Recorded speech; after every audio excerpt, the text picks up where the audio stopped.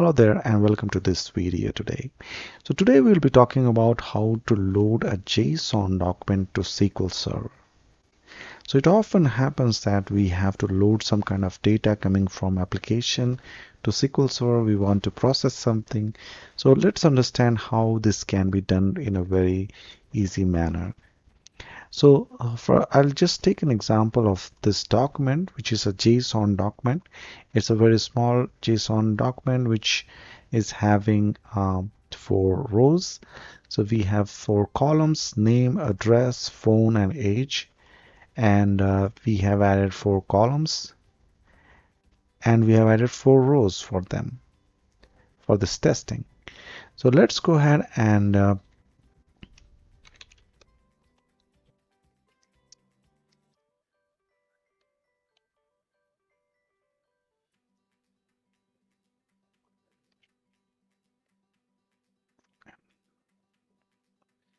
so now let's go ahead and try to read the document in SQL Server.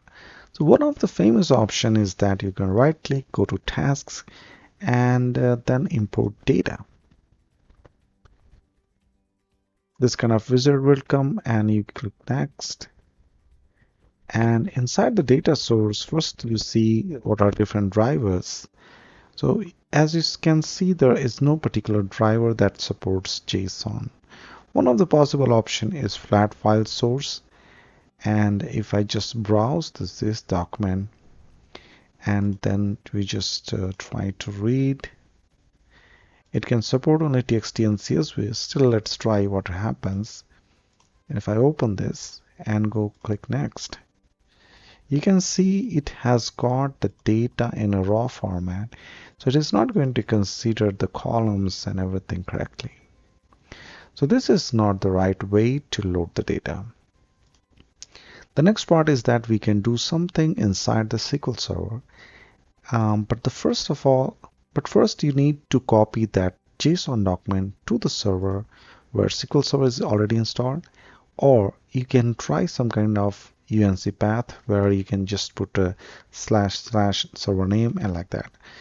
So in this example, I'm just going to create everything on the C temp, so we have convenience to load data from there. So let's move ahead with the part of it. So before I just go ahead and do anything, create a table MP, and I just create all those columns. So these are the columns it already has. So EMP name, EMP address, phone, age. The table has been created. I'll create a new session and let's experiment with that. So first thing what we're going to do is to just do a select star from openrowset. Openrowset gives an option to use bulk, and here we can mention the file name.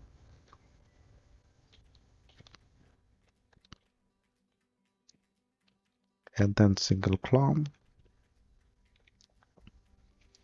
And here we can mention something like data source. If you run this can read data in this single column, but it has read everything correctly.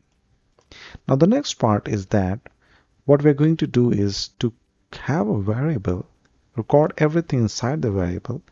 For example, I just declare a variable like JSON_data, and I set it to varchar max. So as you know, it can support very large sizes without any limitation.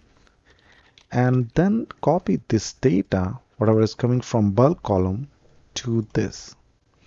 To do that, we can just do select equals to, and this is the column name, so we can use BulkColumn and paste till here. I just remove this part, openrowset and things like that. I'll print this for your understanding what it has read. If I run this, it has read the whole document in a correct format. The next part is that what we're going to do is to have a different function that is called openjson, and that will be taking care of the JSON document and exporting everything in the different columns. And that is exactly what we want. Select start from openjson, and after that we just do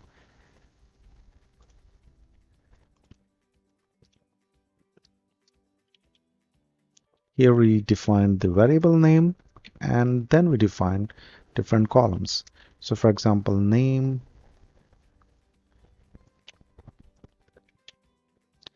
so these are the different columns we have, and we have defined it, and you have to mention something like width. So this works something like openjson with all these variables. So once you run this, you can see everything is split properly in different columns, and that is the right way we want it. The next part is that we can insert into our EMP table, and we can just define select star from, or else just define this part here, insert into EMP. So whatever columns are there, here we have 4 columns, it will go as 4 columns inside EMP table. But if you want to define those things like whatever columns we defined here while creating the EMP table, we can create all of them correctly.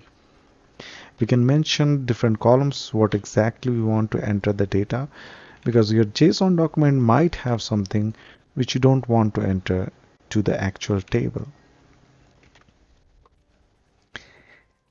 And so one of the options is that you define these columns, whatever order it will go. This will help you to define what order data will go. And if you want to select some data, so you can use any of them, for example, name, address, phone. So for sake of clarity, I'll just mention here so that you don't get confused. And let's run this. 4 was affected, and if I just do a select star from EMP, the table is all yours. So that's all about this example, and I think this is quite a quick way to handle this.